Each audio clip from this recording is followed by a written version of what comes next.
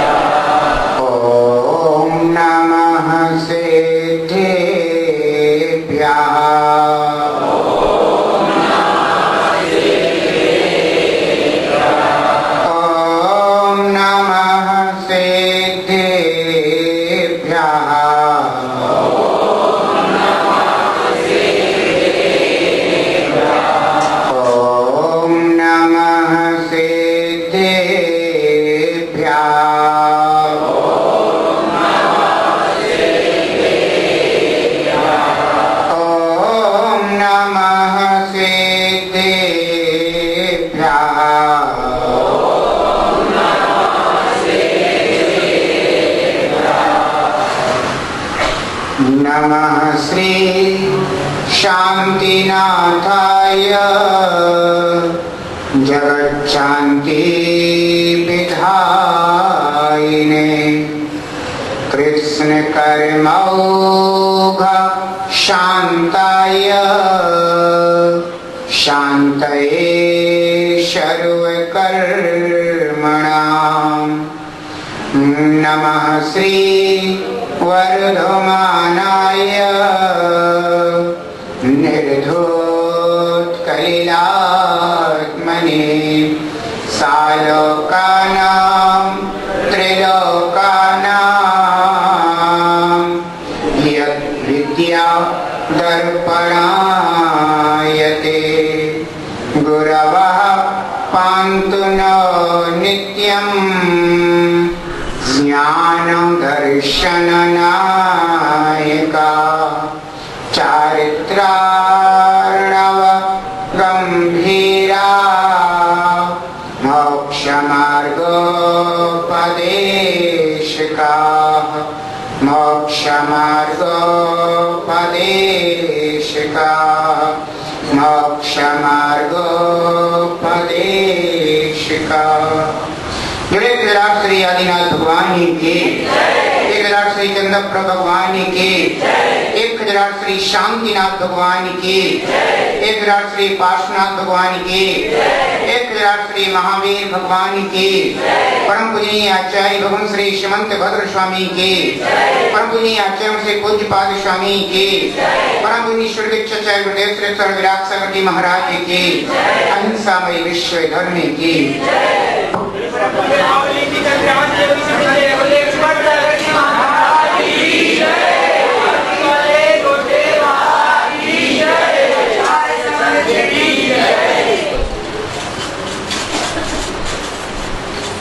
केवल ज्ञानी आपने कहा, विरागी ज्ञानी आपने कहा, केवल ज्ञानी आपने कहा, विरागी ज्ञानी आपने कहा, कहलाता सर्वज्ञ विमल को ही सच्चा आपने कहा। कहलाता सर्वज्ञ विमल को ही सच्चा आपने कहा। सबको हितकारी हो, सबको हितकारी उपदेश सुनाए। जीवन है पानी की बूंद कब मिट जाए, जीवन है पानी की बूंद कब मिट जाए। हानि अनहानि हो, हानि अनहानि कब क्या घट जाए रे। जीवन है पानी की बूंद कब मिट जाए रे। जीवन है पानी की बूंद कब मिट जाए रे। जीवन है पानी की बूंद मिट जाए रे। अंधकार दुखद है, प्रकाश घटे। अंधकार में भटकावा है, प्रकाश में मार्ग दिखाई देता है। जगत में जितने भी जीव हैं वे मार्ग को चुन करके मंजिल तक पहुंचना चाहते हैं, लेकिन अंधकार में भटकने के लिए कोई तैयार नहीं होते। अनंत काल हो गया, हम आज तक भटक ही तो रहे हैं। निर्णय करना है प्रकाश में जिए हैं या अंधकार में जिए। घना अंधकार छाया है, जिसे दूर करने के लिए प्रकाश भी उतना ही घना होना चाहिए। हम उस अंधकार में हैं जिस अंधकार में बाहर का प्रकाश काम नहीं आता।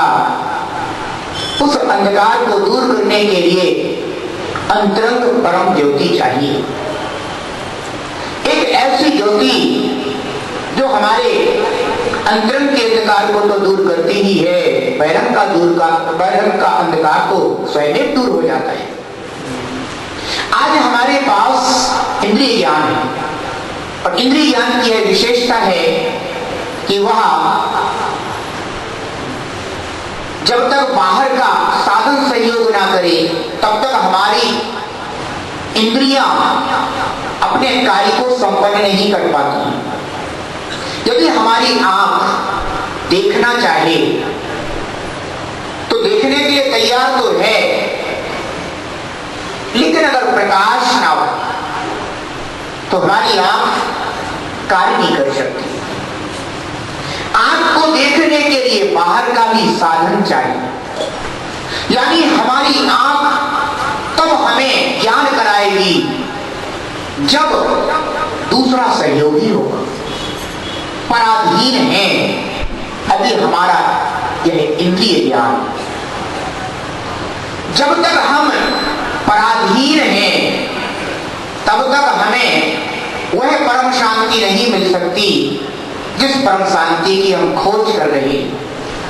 हमारा इंद्रिय ज्ञान अभी दूसरों के सहयोग से कार्य करता है, सहज कार्य नहीं करता। आपको देखने के लिए प्रकाश चाहिए, आपको देखने के लिए आपके जितने भी उपकरण आदि हैं वे सब उपकरण सुव्यवस्थित चाहिए तो दिखाई देगा। यदि हमारे आंख के उपकरण में किंचित मात्र भी विकृति आ जाए तो भले ही कितना भी क्षयोक्षम क्यों ना हो तो भी आंख पदार्थ का दर्शन नहीं कर पाती, ज्ञान नहीं कर पाती। क्यों? क्योंकि अभी हम इंद्रिय से जानते हैं और इंद्रियां हमेशा पराधीन होती हैं, स्वाधीन नहीं।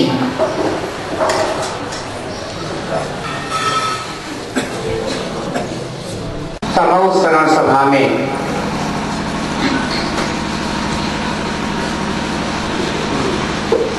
समौसरण सभा में अतीन्द्रिय ज्ञानी और इंद्रिय ज्ञानियों का मेला लगा हुआ है।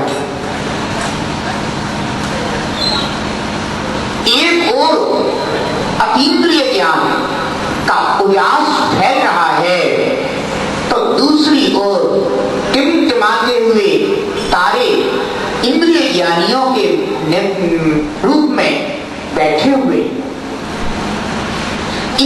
इंद्रिय ज्ञान तुच्छ ज्ञान है तो अतीन्द्रिय ज्ञान उत्कृष्ट ज्ञान है। अतीन्द्रिय ज्ञान के धारी सर्वज्ञ देव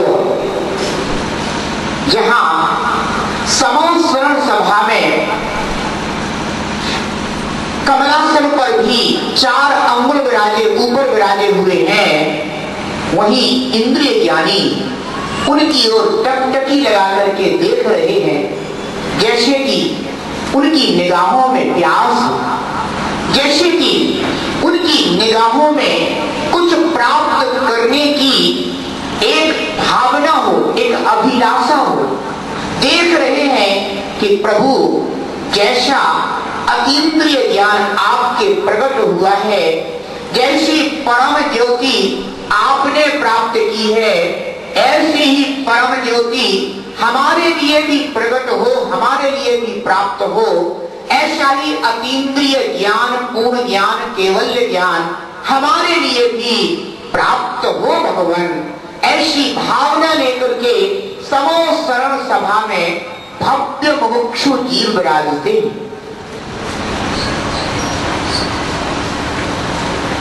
आश्चर्य की बात तब होती है कि जब एक इंद्रिय ज्ञानी अपने थोड़े से ज्ञान पर इतराता है और दूसरी ओर अतीन्द्रिय ज्ञानी बैठे हुए हैं जो पूर्णता को प्राप्त हुए हैं, वे कभी भी इतराते नहीं, इठलाते नहीं, उनके अंदर कभी भी अहम भाव नहीं पैदा होता।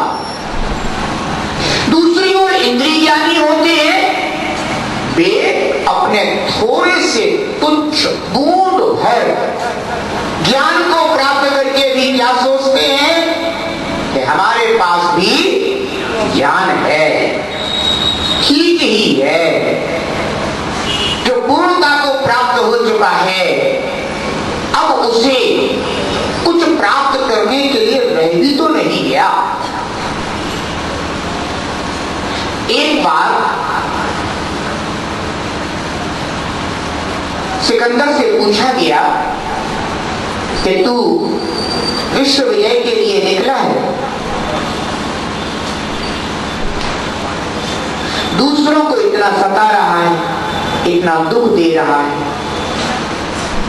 और अपने से शक्तिहीन राजाओं के साथ युद्ध करके उनको जीत करके तू विजेता बनता चला जा रहा है।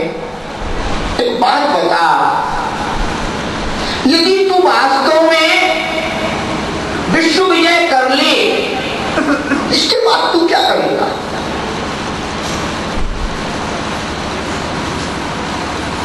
अभी तो तेरे अंदर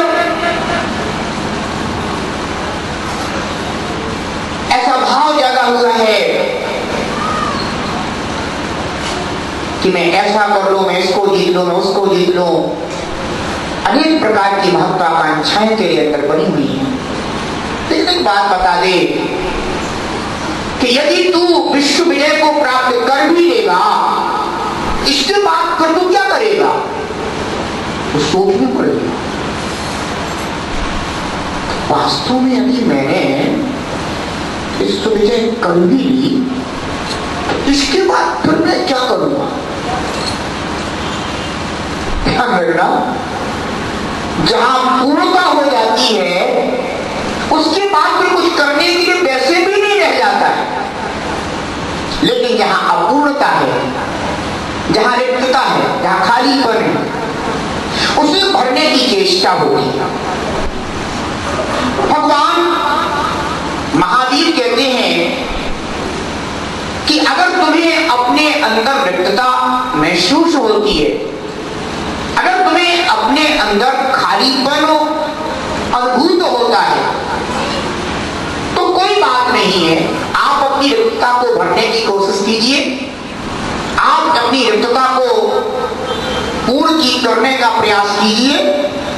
लेकिन जितनी जितनी पूर्णता होती जाए, उस पूर्णता को लक्ष्य में लेकर के अहंकार पैदा मत कीजिए। उस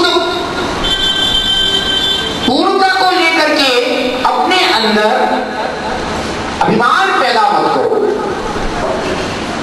बस यही अपन अपने आप के साथ धोखा कर जाते हैं। ऐसा नहीं है कि अपने पास ज्ञान नहीं है, ज्ञान तो है, लेकिन वह ज्ञान हमारा हमारे लिए हमेशा अभिमान पैदा करने में कारण बन जाता है।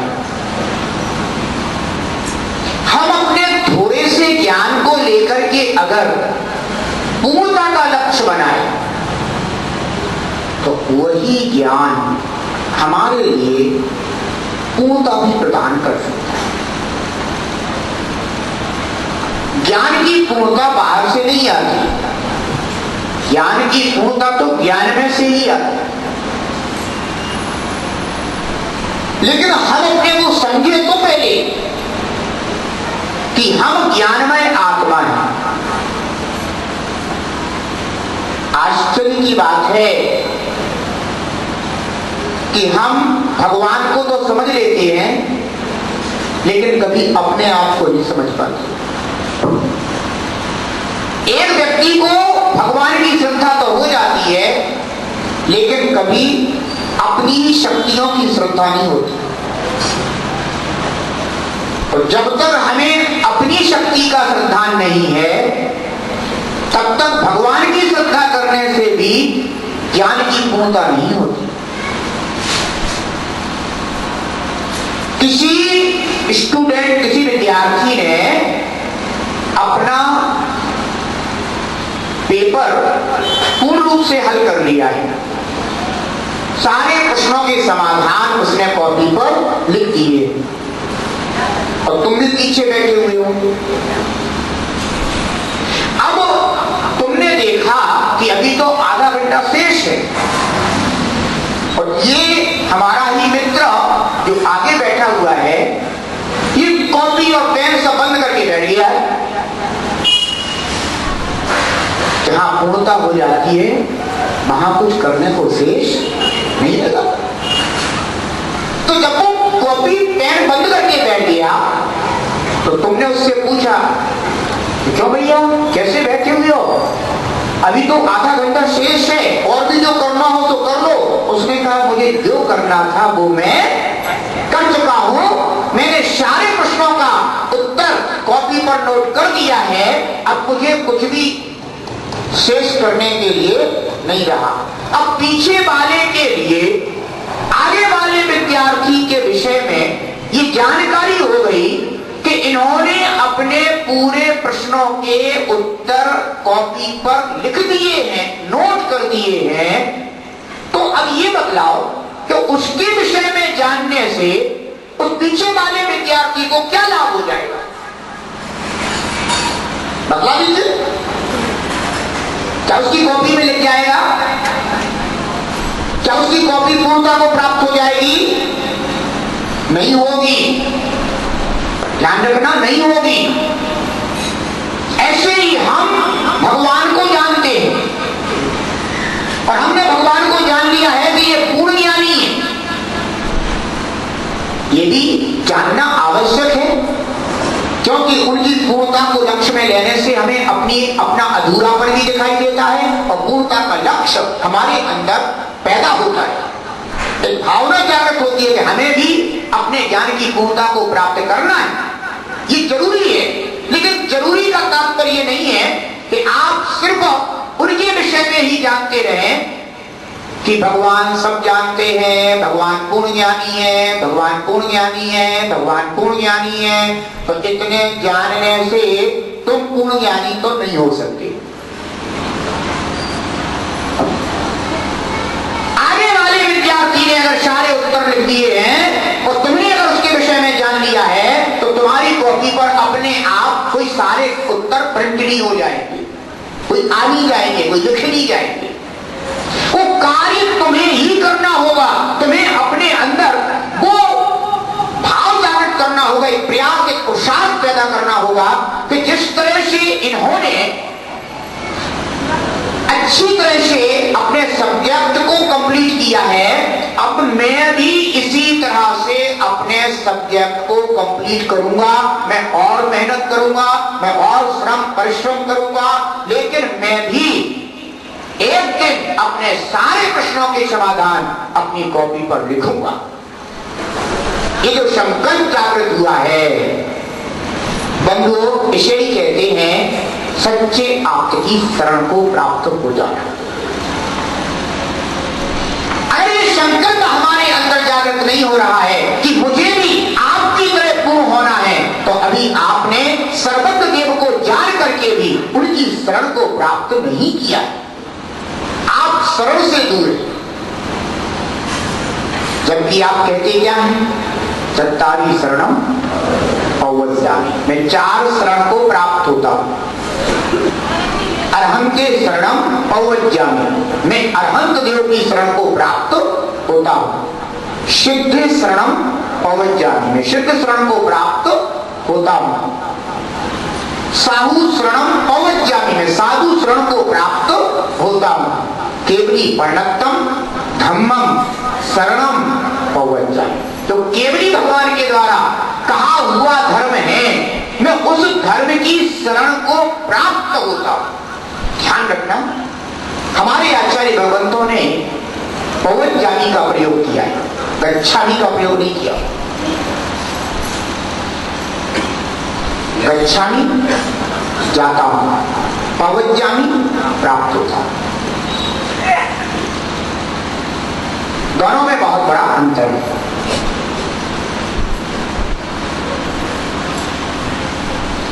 एक स्कूल जा रहा है, एक स्कूल को प्राप्त हो गया।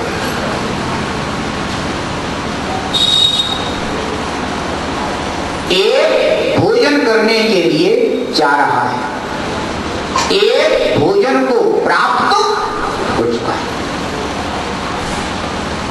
जाने में कुछ कारण उपस्थित हो सकते, आप लौट भी सकते। प्राप्त होने में अब लौटने का कोई चांस नहीं, लौटने का कोई अवसर नहीं। अब तो अपने आप को समर्पित करना ही होगा।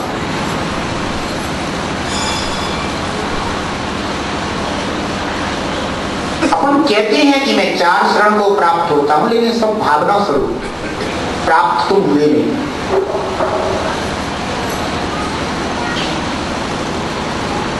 ना तुम्हें अरहंत शरण मिली है, ना तुम्हें सिद्ध शरण मिली है, ना तुम्हें साधु शरण मिली है। केवल एक धर्म है, अगर वह भी तुम्हारे जीवन में प्रकट हुआ है तो तुम्हें धर्म की शरण प्राप्त हुई।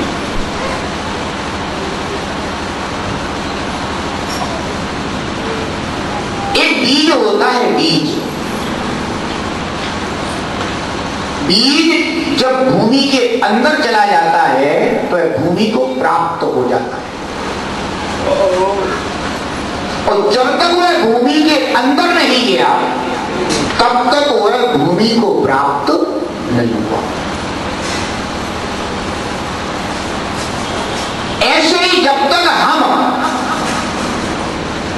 अपने जीवन में श्रावक धर्म प्राप्त नहीं कर लेते, उसको प्रकट नहीं कर लेते, या उसको धारण नहीं कर लेते, या उसका पालन नहीं कर लेते, तब तक हमें धर्म की शरण प्राप्त नहीं। केवल हम कहते हैं, बोलते हैं, दोहराते हैं रोज कि धम्मम केवली पर्णत्तम धम्मम शरणम पवज्जामि, लेकिन केवली भगवान के द्वारा जो कहा हुआ धर्म है उसको तुमने कितना प्राप्त किया? मैं प्राप्त करता हूं, कितना प्राप्त हुआ? केवली भगवान ने 2 प्रकार के 2 धर्म कहा है, मुनि धर्म और श्रावक धर्म। लयन साखी के अंदर दोनों धर्मों का आचार्य कुंद देव ने कथन किया है। वो कहते हैं साया रणयार धम्मीणम, सागार और अनगार ऐसे धर्म का कथन में करता हूं। अनगार धर्म तो निर्ग्रंथों का होता है, मुनराजों का होता है, और श्रावक जो धर्म, सागार जो धर्म होता है वो श्रावक का धर्म कहा गया है।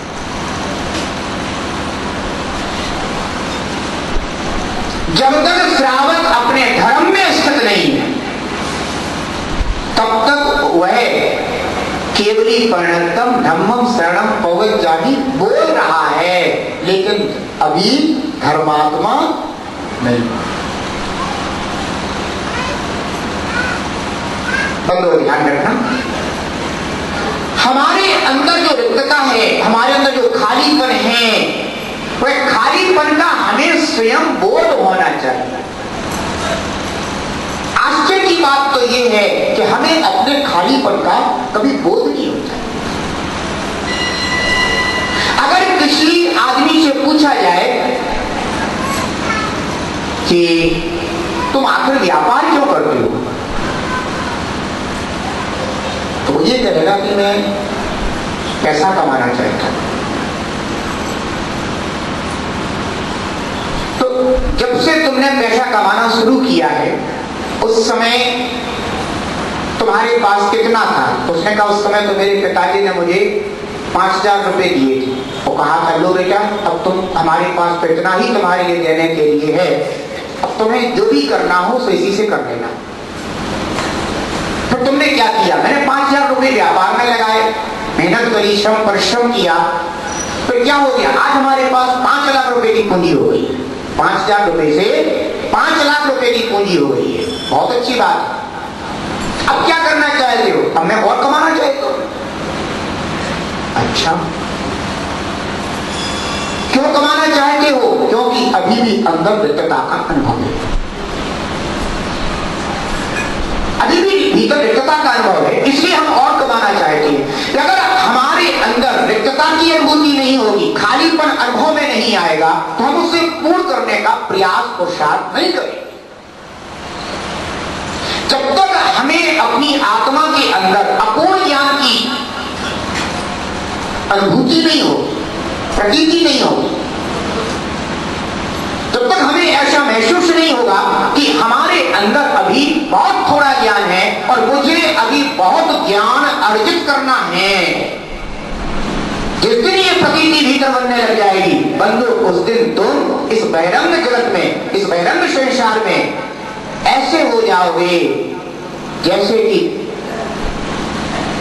तुम्हें कुछ भी अच्छा लगता ही ना, रुचिकर लगता ही ना। अभी तो बाह्य जगत के पदार्थ बहुत अच्छे लग रहे हैं। क्यों? क्योंकि तुम्हें अभी अपने सुख की रिक्तता महसूस नहीं होती।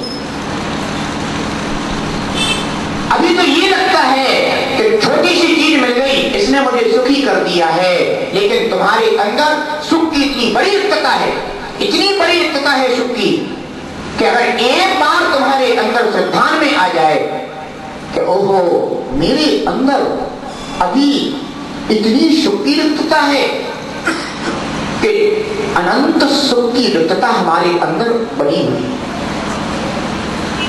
कितनी अनंत सुख आ जाए, इतना खालीपन है भीतर अभी सुख के लिए, और फिर भी बड़े गर्व से कहते हो, बड़े दम्भ से कहते हो मैं तो बहुत सुखी हूं, हमारे सब बेटे बहुत अनुकूल हैं, बहुएं सब अनुकूल हैं, परिवार में सब प्रकार की अनुकूलता है, किसी प्रकार की हमें कोई कमी, यही तुम्हारी सबसे बड़ी भूल है कि तुम्हारे लिए किसी प्रकार की कोई कमी नहीं है, जबकि तुम्हारे अंदर अभी अनंत सुख की रिक्तता है। वो चीज तुम्हारे लिए अभी पहचानने में नहीं आ रही, जानने में नहीं आ रही, यानी तुम्हें अभी धर्म की समझ हुई ही नहीं, कर्म को समझ रहे हो तुम, और कर्म की पूर्णता से तुम अपने आप को क्या समझते हो कि हमारे लिए बहुत कुछ मिल गया है। लेकिन ध्यान रखना, कर्म ने जो तुम्हें दिया है, कर्म तुमसे कभी भी छीन लेगा, क्योंकि वो कर्म का दिया हुआ है, वो तुम्हारा अपना कुछ भी नहीं। आदमी संसार में एकदम से बावले क्यों हो जाते हैं? बहुत से ऐसे लोग मिलेंगे जिनके पास एकदम से पुण्य का उदय हुआ, कर्म का ऐसा उदय आया, और एकदम से उन्हें प्राप्त हुआ, और एकदम से ऐसा कर्म उदय में आ गया कि एकदम से उसने खींच लिया। आदमी एकदम से बोरा जाता है, पागल ही हो जाता है, वो सोचता है कि अरे सामने इतना सब कुछ एकदम से चले।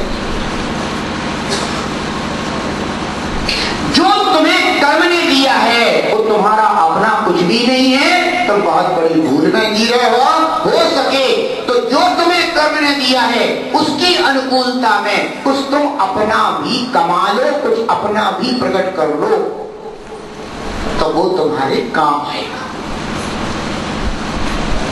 और जो तुम्हें कर्म दे रहा है उसके आश्रित ही रह गए तो भीतर का अंधकार तो कभी छटेगा नहीं, और थोड़ा सा बाहर का अंधकार छटा हुआ दिखाई दे रहा है तो वह अंधकार कभी भी हो सकता है। तुम ये मत सोचना कि हमें अगर ये सूर्य ने उदित होकर के और अंधकार को दूर कर दिया है तो अब हमारे जीवन में अंधकार नहीं आएगा, तो बस थोड़ी देर का इंतजार कर लीजिएगा, पुनः अंधकार आने वाला है। क्योंकि जिसने प्रकाश दिया है वही अंधकार देखेगा। वो अपनी किरणें लेकर के चला जाएगा, तुम्हारे जीवन में पुनः अंधकार घटे तो हो जाएगा। दूसरों के द्वारा दिया हुआ कभी अपना नहीं होता, इसलिए अच्छा तो यही है कि घर में अगर सूरज पैदा नहीं कर पाते तो कोई बात नहीं, लेकिन कम से कम एक टिमटिमाती हुई दीप की ज्योति ही प्रकट कर देना। अगर तुमने अपने अंदर टिमटिमाती हुई दीप की ज्योति भी प्रकट कर ली तो कम से कम वो तुम्हारी अपनी तो कहलाएगी, तुम जहां ले जाना चाहोगे उसे लेकर के चले जाओगे। लेकिन अगर सूरज के प्रकाश के भरोसे बैठे रहे तो बस वो अभी तो दे रहा है, संध्या होते ही अपना लेकर के चला जाएगा। तुम हाथ जोड़ो, चाहे पैर पड़ो, चाहे तुम कितने भी निवेदन और प्रार्थना करो, चाहे तुम कितनी भी उसके लिए प्रार्थनाएं कर लो, लेकिन तुम्हारी कोई प्रार्थना काम आने वाली नहीं है। क्यों? क्योंकि वो उसका प्रकाश था, वो अपने साथ लेकर के चला गया। लेकिन अगर तुमने इस प्रकाश में थोड़ा सा भी अपना विकास किया होता, अपने लिए एक छोटी सी ज्योति भी प्रज्वलित कर ली होती, तो बंधु रात्रि के अंधकार में वो अवश्य तुम्हारे लिए काम आ जाता। जीने का तरीका तो यही है, जीने का तरीका तो यही है कि हम अपने ज्ञान को विकसित करें। हे आप देव, आप परम ज्योति कहलाते, एक ऐसी उत्कृष्ट ज्योति जो कभी बुझती नहीं। बाहर की ज्योति तो बुझ जाती है, आंख की ज्योति बुझ जाएगी, कान की ज्योति बुझ जाएगी, नासिका की ज्योति बुझ जाएगी, रसना की ज्योति बुझ जाएगी, स्पर्शन की ज्योति बुझ जाएगी। क्यों? क्योंकि यह उत्कृष्ट ज्योति नहीं है, यह तो हीन है, हीन, ये कर्माधीन है, ये कभी भी बुझ सकती है। ये मत सोच लेना कि आज तुम्हें आंख से दिखाई दे रहा है तो कल तक तुम्हें आंख से दिखाई देता ही रहेगा। आज तुम्हें कान से सुनाई दे रहा है तो कल तुम्हें कान से सुनाई देता ही रहेगा। बंधुओं, ये अवश्य ही धोखा देगा। लेकिन जो अरहंत देव ने, सच्चे आप्त ने परम ज्योति को प्रकट किया है और परम ज्योति के आलोक में जो उन्होंने लोक अलोक सभी को, चराचर पदार्थों को, सभी को जिन्होंने जाना है, उनका वह परम ज्योति स्वरूप अब कभी भी मिटने वाला नहीं। हमने उनके परम ज्योति स्वरूप को किस लिए जाना? इसलिए जाना है कि भगवान आप तो परम ज्योति को प्राप्त हो गए हो, मैं भी आपकी तरह अपना विकास करके आपकी तरह परम ज्योति स्वरूप बनना चाहता हूं। दूसरे को परम ज्योति जानने से तुम्हारे अंदर परम ज्योति स्वरूप प्रकट नहीं हो सकता। ये सिद्धांत लाना अपने जीवन में और अपने आप को विकसित करने की कोशिश करोगे तो अवश्य ही आप परम ज्योति को प्रकट कर लोगे, क्योंकि आपके अंदर आज भी टिमटिमाता हुआ मति शुभ ज्ञान प्रकट हो रहा है। यह वही ज्ञान है जो तुम्हें केवल ज्ञान तक ले जाएगा, लेकिन चाहिए अपने भीतर की रिक्तता का ध्यान। अधूरापन महसूस नहीं होता, खालीपन महसूस नहीं होता। हमें बाहर के पदार्थों की इच्छाओं ने इतना जकड़ रखा है कि हमें भीतर की अपनी ही उस रिक्तता से परिचय नहीं हो पाता, अपितु बाहर के पदार्थों की चाह और अधिक जागृत होती रहती है, और ये मिल जाए और ये मिल जाए और ये मिल जाए। चार हाथ जमीन चाहिए और न जाने कहां कहां की इच्छाएं पाली हुई। चार रोटी भोजन करने के लिए चाहिए, लेकिन इच्छाएं असीम है। सुख के साधन थोड़े से दिनों तो काम चल जाता है, लेकिन इच्छाएं असीम है। आखिर कहां तक लेकर के जाओगे? अपने सामने कोई आदमी उठ जाता है इस दुनिया में, क्या क्या लेकर के साथ चला जाता है? कितने साधन हैं? ये इच्छाएं तुम्हें इतना दर्द दे रही है, इतनी पीड़ा दे रही है, क्या कष्ट दे रही है। उन इच्छाओं के कष्ट को कभी कष्ट नहीं जानते, पूर्ति को अपना कर्तव्य समझते। जबकि तुम कितनी भी अपनी इच्छाओं के अनुरूप पूर्ति कर लो, लेकिन जिस क्षण आंख मुड़ेगी तो कुछ भी जो साथ जाने वाला था उसको नहीं पाए। ज्ञान उस आ जाएगा, विरागता उस आ जाती, वह ऐसी ज्योति बनती कि जो तुम कहीं भी किसी भी योनि में किसी भी गति में पहुंच जाते तो वहां भी तुम्हारे लिए ज्योतिर्मय बनती। बंधु, अपने आप को पहचानो। बाह्य साधनों में और बाह्य जीवन में उलझ करके अपनी अनंत संपदा को यूं ही व्यर्थ मत नष्ट करो। तुम्हारे अंदर अनंत की संभावना है, लेकिन बहुत तुच्छता में अपने आप को समाप्त कर रहे, खो रहे। परमेष्ठी परम ज्योति, हे भगवान, आप तो परम ज्योति स्वरूप हो। आपका यह अंतरंग वैभव इतना उत्कृष्ट है कि तीनों लोकों में अन्यत्र कहीं भी नजर नहीं आता। वो आपने प्रकट किया है प्रभु। हमारा यह जो इंद्रिय ज्ञान है, यह इंद्रिय ज्ञान तो अभी कालिमा को देने वाला है, लेकिन आपका यह ज्ञान अब कभी भी कालिमा को प्रदान नहीं करता। हमारे ज्ञान से तो राग द्वेष की कालिमा पैदा हो जाती है, लेकिन भगवान आप तो विरागी हो, वीतरागी हो। आपने संपूर्ण कर्मों का क्षय कर दिया है, इसलिए आपकी यह निर्मल आत्मा परम आत्मा को प्राप्त हुई है, जिसमें अब कभी भी दुख की अनुभूति नहीं होती, अपितु हमेशा अनंत सुख प्रतिक्षण अनुभव में आता है। बंधुओं,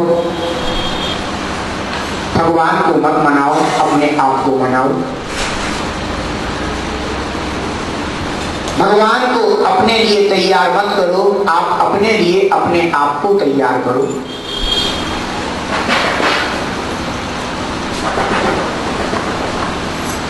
भगवान तुम्हारे लिए पूर्णता नहीं देंगे, लेकिन तुम अपने आप को अगर पूर्णता देने की सोचोगे और पुरुषार्थ करोगे, अवश्य ही परिपूर्ण हो जाओगे।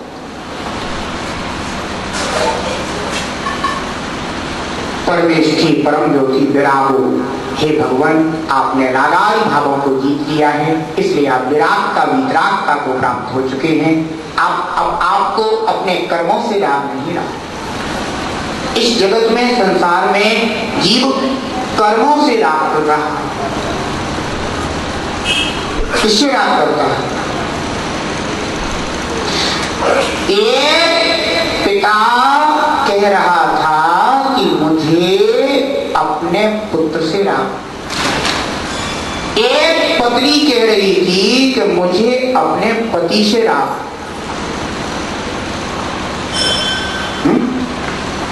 लेकिन ना तुझे पति अच्छे लगते ना पति को पत्नी अच्छी लगती।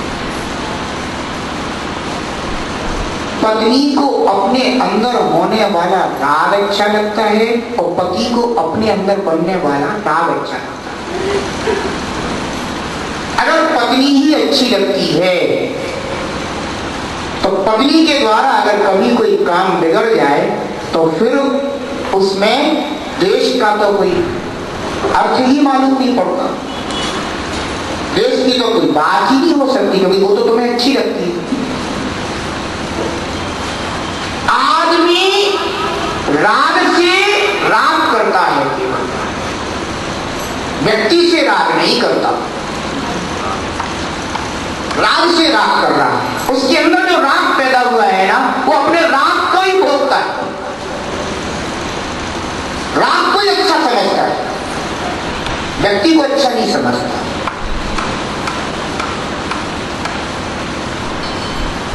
एक पिता की दो संतानें हैं, दोनों संतानों को एक जैसे साधनों में पाला पोसा बड़ा किया, खड़ा किया, दोनों को योग्य बना दिया, दोनों कमाने खाने लगे।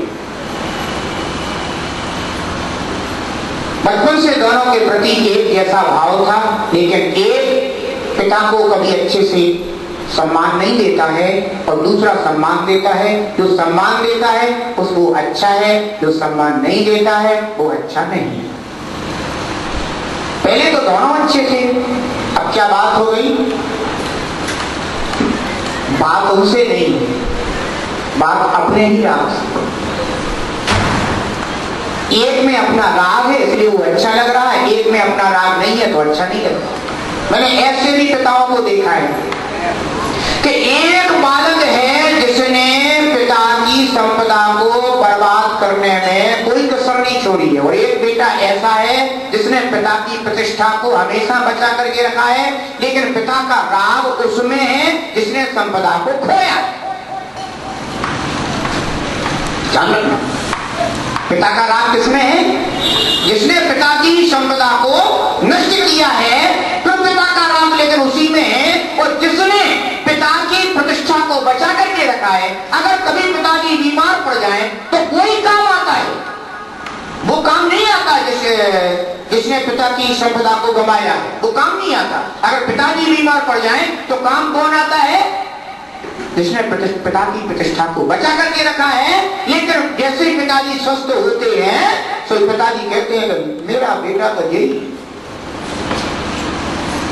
अब ये बतला दो कि ऐसी क्या उनमें खूबियां हैं जो पिताजी को ऐसा शराबी कबाड़ी बहुत अच्छा लग रहा है, दुर्व्यवहार करने वाला भी अच्छा लग रहा है।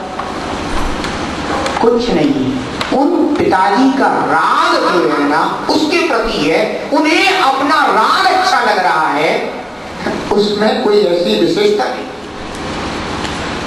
दुनिया में व्यक्ति सिर्फ अपने राग को भोगता है, अपने मोह को भोगता है, और पदार्थ में उसे ऐसा लगता है कि शायद ये पदार्थ, वही पदार्थ दुख का कारण लगने लग जाता है, वही पदार्थ सुख का कारण लगने लग जाता है। आखिर कारण क्या है? पदार्थ तो वही का वही है। ध्यान रखना बंधुओं, दुनिया में व्यक्ति क्या करता है? अपने राग को ही, राग से ही राग करता है, और जिस दिन राग से राग करना छूट जाता है उस दिन वह वस्तु कैसी हो जाती है? जैसी की वैसी थी, कोई फर्क ही नहीं पड़ता। जैसे कि आप लोगों के बीच में से कोई वैराग्य को प्राप्त हो जाए, अब वो वैराग्य को प्राप्त हो गए, अब उसे राग नहीं रहा, तो राग नहीं रहा तो वस्तु जैसी है वैसी है, कोई फर्क ही नहीं पड़ रहा, क्योंकि राग से राग छूट गया है, ज्यादा कोई अंतर नहीं है। वे वही जम्बू स्वामी है। पिताजी ने कह दिया कि बेटा शादी कर ली, तो शादी तो कर ली है, लेकिन अब कह रहे मैं तो चला, सुबह होते ही दीक्षा लूंगा मैं। जब बरमाला डालने गए तब तो राग आ रहा था, तो बरमाला डाल करके लेकर के आ गए।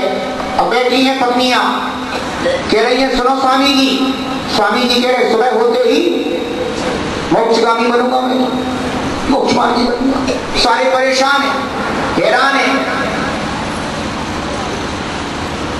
राग से राग नहीं, इसलिए तो कोई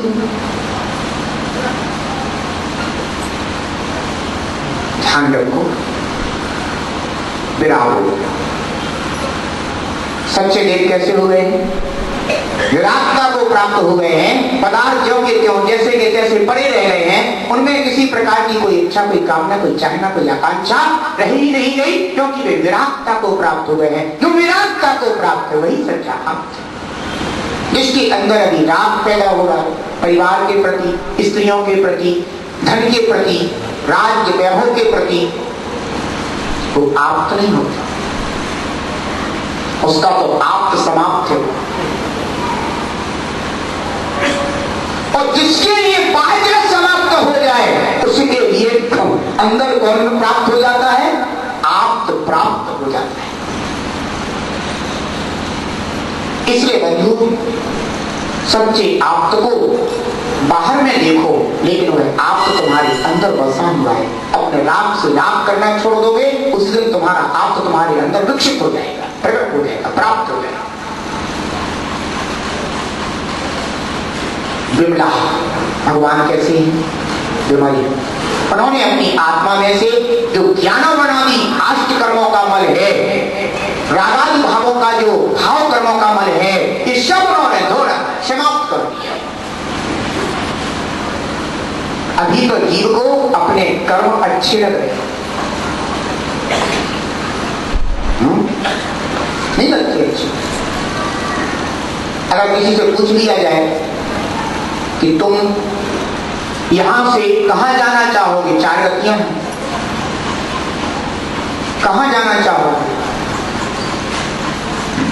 देवगति, नरकगति, संस्कृति या मनुष्यगति, कहां जाना चाहोगे? अधिकांश लोग कहेंगे देवगति। तो सबने सुन रखा है देवगति के विषय में, भारी भोगों की प्रचुरता, खूब सुख साधन सामग्रियां, ये तो सुन रखा स्वर्ग के विषय में। और है क्या? वो एक आकांक्षा भीतर बैठी हुई है, दबी हुई है, जो धीरे से कह देती है तो पता तो देवगति में जाना हमको। कर्म से राग कर रहे हो, कर्म से प्रीति कर रहे हो। जो कर्म तुम्हें देवगति में ले जाने वाला है, तुम्हें वो कर्म अभी अच्छा लग रहा है, और जब तक वो कर्म तुम्हें अच्छा लग रहा है, इसका तात्पर्य होगा तुम्हें मन अच्छा लग रहा है, क्योंकि वह कर्म मल ही तो तुम्हारी आत्मा को मलिनता प्रदान करके चारों गतियों में भ्रमाता है। जिसे धर्म अच्छा लगता हो वो क्या करेगा?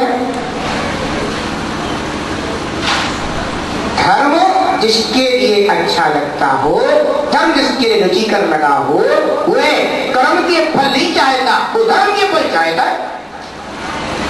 क्या चाहेगा? मुझे तो धर्म का फल चाहिए। धर्म का फल क्या है? यो धरती उत्तम सुखी। धर्म कहां ले जाता है? उत्तम सुख में पहुंचाता है। ये धर्म का फल उत्तम सुख चाहता है, वह 4 गतियों का इंद्रिय सुख नहीं चाहता।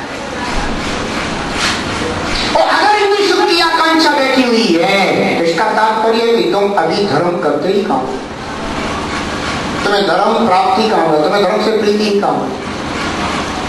स्वाहा स्वाहा करने का नाम धर्म थोड़ी ना है।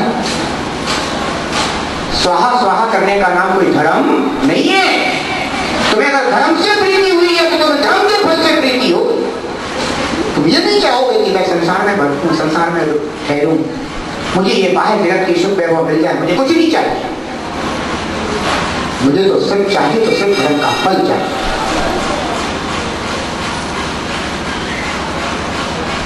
उसे कहते हैं धर्म की प्रीति या धर्म की प्राप्ति।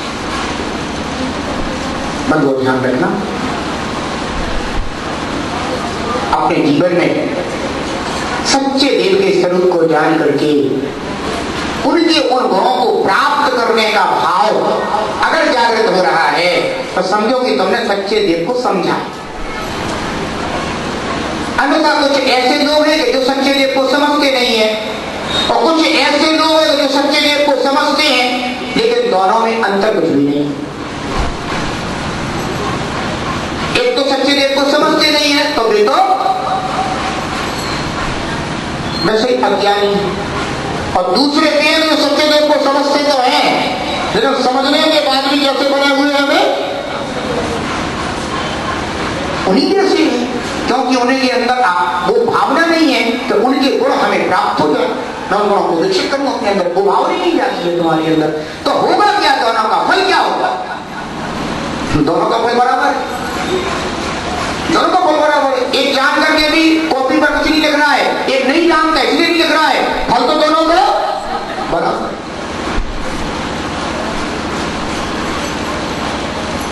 इसलिए ध्यान रखना बंधुओं, श्री रत्नमल साहब में आचार्य समंत भगत स्वामी सच्चे देव का जो स्वरूप निरूपित कर रहे हैं और इतने नामों के माध्यम से बता रहे हैं कि वे जो हितोपदेशी हैं उन्हें इतने नामों से जाना जाता है। यानी एक इस तरह के गुण आप अपने अंदर प्रकट करने के भाव बनाए, तो ये भगवान में गुण है, तो मुझ में भी ये गुण विकसित होंगे, क्योंकि मैं भी आत्म तत्व हूं, वे भी आत्म तत्व थे, उन्होंने विकसित कर लिए इसलिए वे परमात्मा हो गए, हमने विकसित नहीं किए, हम इसलिए आज अभी भी आत्मा की आत्मा ही किसी को बात है। केवल एक दूध गिलास में रखा हुआ है और एक दूध और गिलास में रखा हुआ था, लेकिन वह दूध तुरंत ही जो है ना प्रोसेस के माध्यम से, विधि के माध्यम से और विधि पर्याय को प्राप्त हो चुका है। अब जो गिलास में अभी दूध रखा हुआ है वो ये चिंतन कर रहा है कि ये भी हमारी तरह दूध था, जैसा मैं दूध हूं, लेकिन ये विधि से गुजर करके और विधि पर्याय को प्राप्त हो चुका है, लेकिन मैं अभी उस अवस्था को प्राप्त नहीं हुआ हूं, लेकिन मैं भी वैसी ही अवस्था को प्राप्त हो सकता हूं, क्योंकि मुझ में भी वैसी शक्तियां विद्यमान है। अपने अंदर की वित्तता को पहचानो, अपने अंदर की शक्तियों को पहचानो, जिन्हें तुम्हें विकसित करना है। अगर तुम कोई पुस्तक पढ़ते हो तो पुस्तक को नहीं पढ़ लेते हो, पुस्तक के माध्यम से अपने ज्ञान को प्रकट कर लेते हो। पुस्तक तुम्हारे अंदर नहीं चली जाती, न तुम्हें समझ आती, उसके माध्यम से जो तुम्हारे भीतर ज्ञान था बस उसी को तुमने क्या कर लिया, विकसित कर लिया, प्रकट कर लिया। अब वो ज्ञान इतना प्रकट हो गया है, कोई पुस्तक नहीं भीतर बैठी हुई है, तुम्हारा ज्ञान ही वृद्धि को प्राप्त हुआ है, ज्ञान में वृद्धि आती। ऐसे ही हम जैसे बाह्य लौकिक ज्ञान में अपने वृद्धि को प्राप्त होते हैं, उसी प्रकार से अगर हम अपने आत्मिक ज्ञान को वृद्धि को प्राप्त कराएं तो वह हमारा आध्यात्मिक ज्ञान एक दिन बंधुओं पूर्ण ज्ञान, केवल ज्ञान, सर्वज्ञता को देने वाला हो जाता है। बंधुओं ध्यान रखना, इच्छाओं का जहर आत्मा को अनादि से दुखी करता आ रहा है। सच्चे देव की सच्ची वाणी को अपने जीवन में आत्मसात करें और अपने कल्याण के विषय में सोचें, अपने हित के विषय में सोचें। खाना पीना सोना हित और मच्छर भी कर लेते हो, भले वे रात को जागते अंदर में आराम भी कर लेते हैं, और कभी कभी तो रात को भी छत के ऊपर बैठ जाती है, दीवार पर बैठ जाती है, कहते हम भी आराम फरमा रहे, तुम भी आराम फरमाओ। ये काम तो सब कर लेते हैं, लेकिन आत्महित के विषय में चिंतन करना, विचार करना, ये तो मनुष्यों का ही काम है। नारी जी कर नहीं सकते, देवता असमर्थ हैं, बच्चों की उतनी योग्यता नहीं है, मनुष्यों में योग्यता है, तो इच्छाओं को पाल करके बैठे हुए।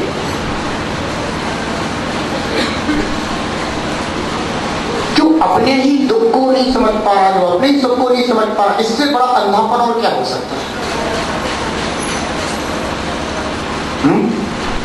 स्वयं ही सोचे बैठे कि हमें जो गति में जाना होगा तो चले जाएंगे, ऐसे ऐसे लोग मिल जाते। सच्ची कहते हैं, इतने जो है ना, क्या कहें उनकी खोटी बुद्धि को, यहां तक कह देते हैं कि अब जहां जाने हुए वो चले जाएंगे महाराज।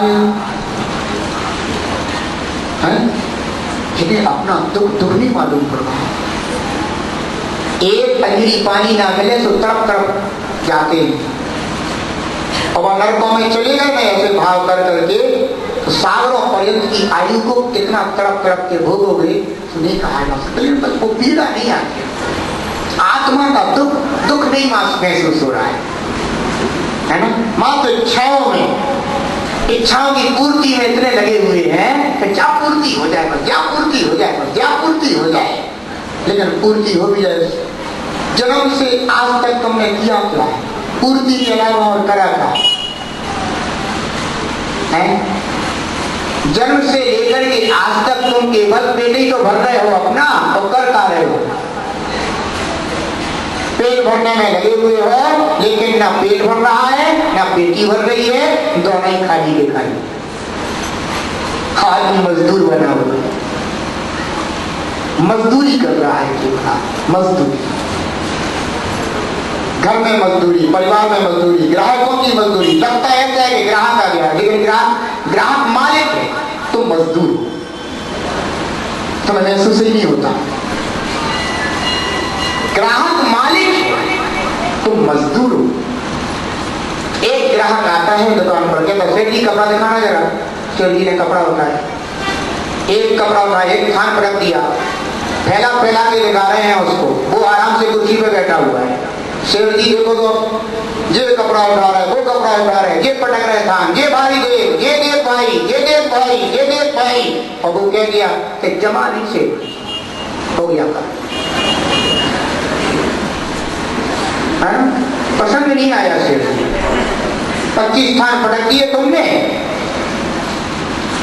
और वो अपना उठ करके चला गया।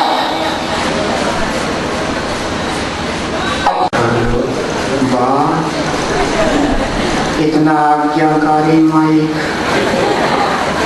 इतना कृतज्ञ माइक, समाज का मैंने आज तक नहीं देखा है, इतनी बात, मैं भी ऐसी बात कहने वाला था, ये बंधन हो गया मत का, लेकिन मैं क्या चुपता हूं। अगर कोई ऐसा व्यक्ति इतना लोलुपी होकर के समाज का बंदे प्रतिनिधि बनने की कोशिश कर रहा है, तो ये समाज का सेवक नहीं हो सकता, ये जरूर ही जो है ना समाज का लुटेरा या मंदिर का लुटेरा होगा। अभी तो उसके अंदर इतनी आकांक्षा पैदा हो नहीं सकती। बड़े बड़े क्षेत्रों के चुनाव होते हैं, क्षेत्रों के चुनाव में शायद अध्यक्ष लोग खड़े हो रहे हैं, उन्हें बनने के लिए इतने उत्सुक, इतने उत्सुक, इतने उत्सुक, आखिर क्या मिल रहा है?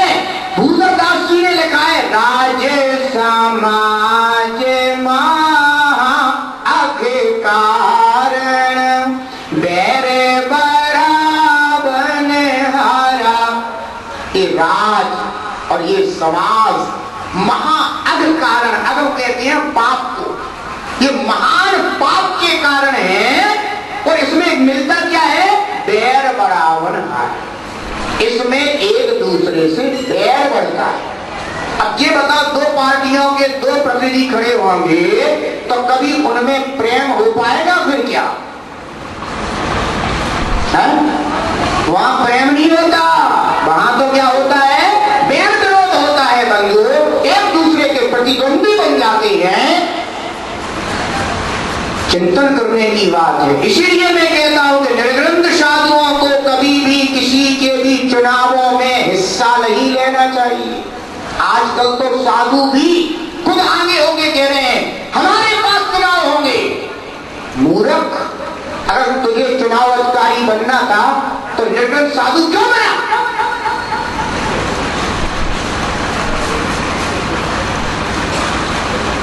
अपने सामने चुनाव कराएगा, तो बैठ करके चुनाव कराएगा, और तो और मैं ही चुनूंगा तो कौन अध्यक्ष बनेगा? इसका तात्पर्य हो गया कि भीतर से कितना राग द्वेष से भरा पड़ा। बाहर से दिख रहा है कि मैं रागी द्वेषी नहीं हूं, मैं तो बीतरागी हूं, मैं तो साधु हूं। तू साधु नहीं है, तू तो क्या है?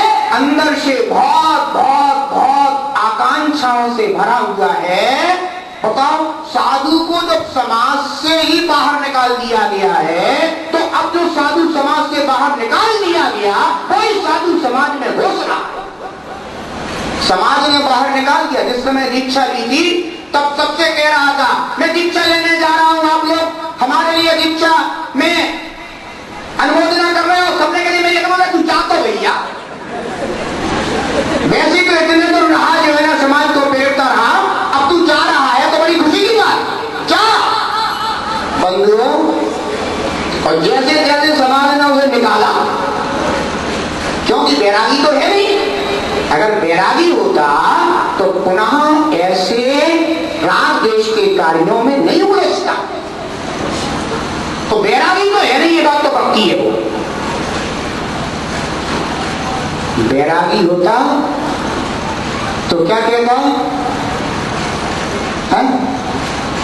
क्यों राज समाज महाकाल बैर बड़ा बनहारा। इसमें उलझने से तो मात्र वैर की ही प्राप्ति होती है। और मैं तो क्षमा मूर्ति हूँ। उत्तम क्षमा मेरा धर्म है, उत्तम मार्गव मेरा धर्म है, उत्तम आर्यव मेरा धर्म है, उत्तम शौच मेरा धर्म है।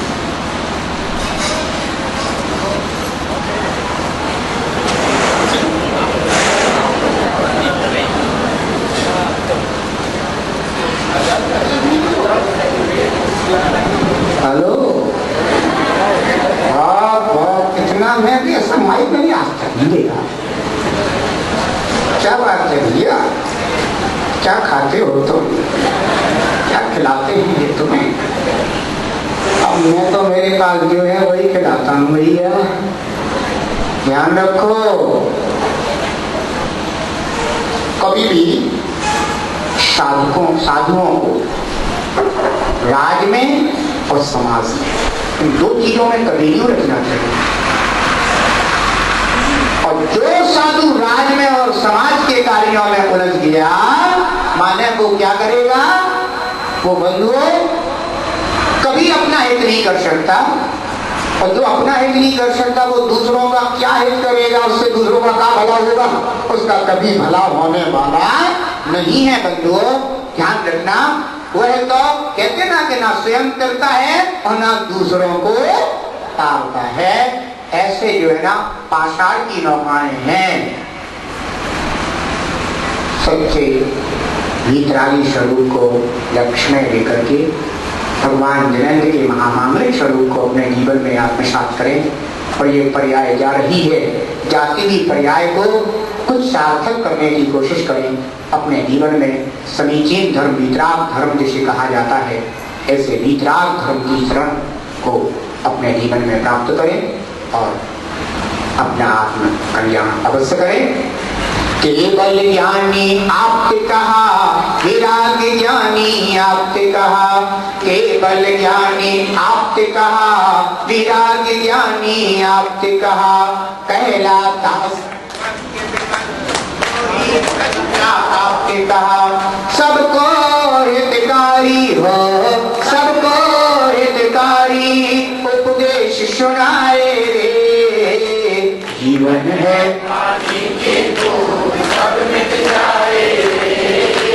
जीवन है पानी की बूंद कब मिट जाए रे। हानि अनहोनी हो, हानि अनहोनी कब क्या घट जाए रे। जीवन है पानी की बूंद कब मिट जाए रे। जीवन है पानी की बूंद कब मिट जाए रे। जब एक श्री शांतिनाथ भगवान की जवानी के ज्ञान दे